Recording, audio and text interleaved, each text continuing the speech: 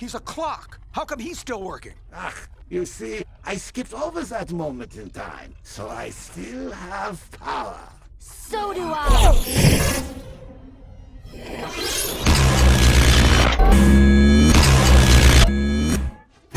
Please, I travel back and forth through time. You don't think I saw that coming? Well, it's been a while since I was in a good old-fashioned fist fight.